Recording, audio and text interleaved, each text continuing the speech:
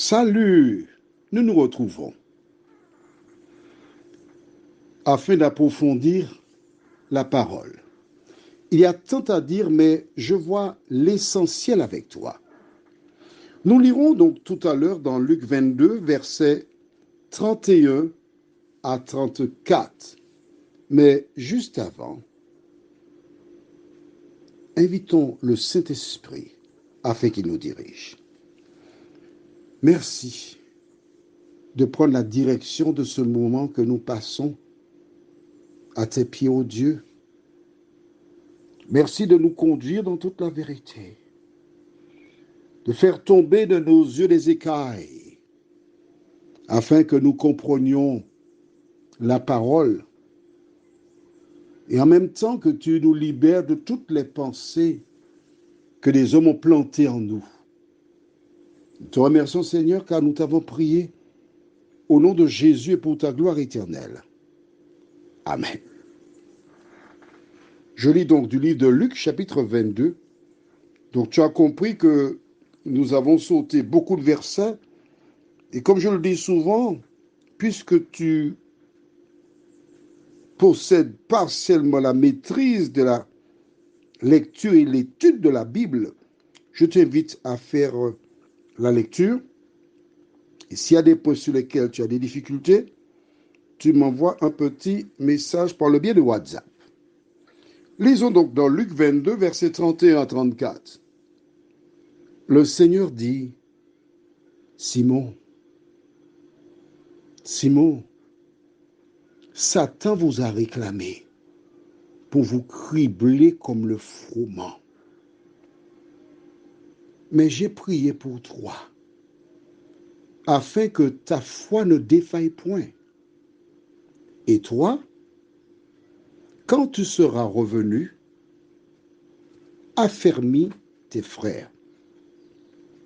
Seigneur, lui dit Pierre, je suis prêt à aller avec toi et en prison et à la mort. Et Jésus dit, Pierre, je te le dis, le coq ne chantera pas aujourd'hui que tu n'aies nié 3 fois de me connaître. Waouh! J'aimerais que tu notes avec moi qu'au début, au verset 31, le Seigneur dit « Simon, Simon ». Alors le profane, celui qui n'est pas familier à la lecture de la Bible, dit « Mais Simon, c'est qui ?» Et au verset 34, il dit « Pierre ». Donc Simon, c'est Pierre. C'est clair pour toi? Super. Mais note comment Jésus introduit son propos. Il ne dit pas « Simon, Satan vous a réclamé ». Non. Je pense et je crois qu'il a parlé avec douceur, avec tendresse, avec attention pour interpeller Simon ou Pierre en disant « Simon, Simon ». Il l'a dit 2 fois. C'est pour attirer son attention. Satan vous a réclamé pour vous cribler, c'est-à-dire secouer, pour vous descendre. Vois-tu, lorsqu'une personne est au service de Dieu, elle devient l'ennemi du diable. Quand une personne proclame le nom de Jésus, Satan cherche à la déstabiliser pour qu'elle ne fasse plus cela. Elle va le tenter. Elle va utiliser des individus pour le décrier, le dénigrer, le détruire, le calomnier, toute espèce de moyen, parce que cette personne est l'ennemi du diable. Est-ce que tu comprends ce que tu lis là? Et quand tu es un enfant de Dieu, il agit de la sorte. Sur ton lieu de travail, tes propres collègues, ils vont mettre des bâtons dans tes roues. Tes propres collègues vont chercher à te descendre. Les membres de ta famille feront de même. Mais si Jésus déclara ne croyez pas que je sois venu apporter la paix sur la terre. Non, mais l'épée. Et l'homme aura pour ennemi les gens de sa maison. À partir du moment où tu te positionnes pour Jésus, le diable se positionne pour te détruire. Mais la bonne nouvelle qui te permet aujourd'hui de ne pas avoir peur, c'est de savoir que Jésus a prié pour Simon. Et toi? Mais il a prié pour toi aussi, oui. Va lire Jean chapitre 17. C'est ce qu'on appelle la prière sacerdotale. Et dans cette prière, Jésus prie pour pas seulement les disciples, mais pour tous ceux qui croiront en mon nom, c'est-à-dire toi et moi. Jésus a prié pour nous. Exactement comme il a prié pour Pierre. Mais je voudrais te rappeler que Pierre fut disciple de Jésus pendant 3 ans et demi. Pendant ces 3 ans et demi, il a vu des miracles. Il a vu des morts ressuscités, des aveugles voir, des handicapés se lever, marcher, etc., etc. Il a vu tout cela. D'accord? Mais bien qu'il ait vu, expérimenté dans sa chair, l'ennemi était à l'œuvre pour le détruire.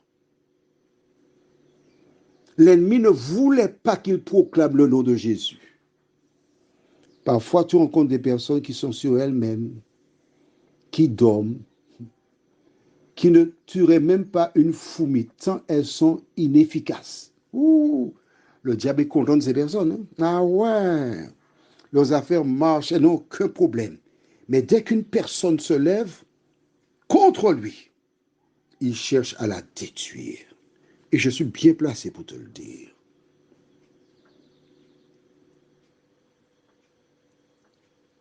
Je pense à un homme qui se prénomme André.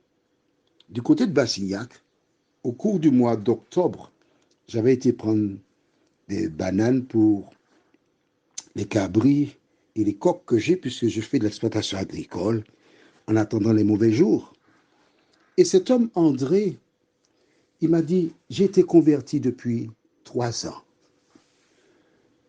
Cela s'est passé hier. Nous sommes le vendredi 7 octobre. Je l'ai vu jeudi 6 octobre. Date importante puisque c'est la date anniversaire de mon père, 6 octobre 1917, tu vois. Je n'ai pas oublié. Et quand il m'a dit, je suis converti depuis 3 ans, j'ai dit, tu n'es pas encore converti. Et je lui ai cité ce verset. Dans cette version, il est écrit, quand tu seras revenu à toi. Mais dans d'autres versions, il est clairement indiqué, quand tu seras converti. Affirme, tes frères. Jésus nous indique à travers ces versets que beaucoup de personnes sont dans des églises, font des miracles, font plein de choses, prêchent, des foules viennent les écouter, mais qu'elles ne sont pas encore converties. D'où la nécessité de ne pas regarder à elles, mais de vivre cette chanson qui dit « Poursuivons notre course avec persévérance. » Et que rien, j'ajoute, ni personne n'entrave ton ardeur. Regardons à Jésus. Regardons à Jésus couronnant le vainqueur. Si dans ton cerveau, tu caresses, tu entretiens l'image de Jésus qui porte une couronne afin de la placer sur ta tête, tu n'auras pas le temps pour penser aux hommes. Prions. Notre Seigneur et notre Dieu.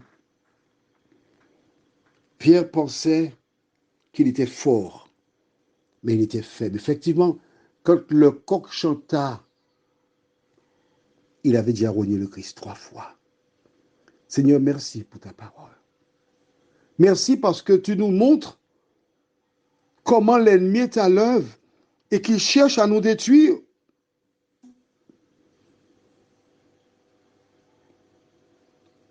mais rien n'est jamais figé avec toi.